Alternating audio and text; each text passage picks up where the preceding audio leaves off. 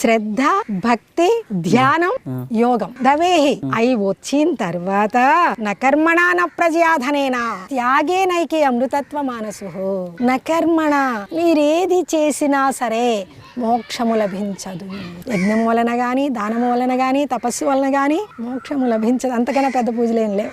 సంతానం వలన గాని, బంధువుల వలన గాని, ప్రజల వలన గాని అందరూ కలిసి ఒకే ఒక్కరికి ఓటేసినా సరే మోక్షము లభించదు. ఈ లోకాన్నంతటిని కొనగలిగినంత ధనం మీ దగ్గర ఉన్నా మోక్షం రాదు. ఇంకా మాత్రానికి ఆ డబ్బును నమ్ముకోవడం ఎందుకు, ఈ జనాన్ని నమ్ముకోవడం ఎందుకు? ఒక్కడిని నమ్ముకుంటే సరిపోతుంది కదా. ఈ నమ్ముకోవడం అనేదే ఇక్కడ త్యాగం అనేది.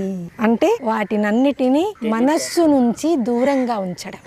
ఉండండి ఇంట్లోనే, మీరు ఎక్కడికో అడవికి వెళ్లాల్సిన అవసరం లేదు. మోక్షాన్ని పొందిన వాళ్ళలో జనకుడు చక్రవర్తి అంటే చూడండి ఎన్ని వ్యాపకాలు ఉంటాయి.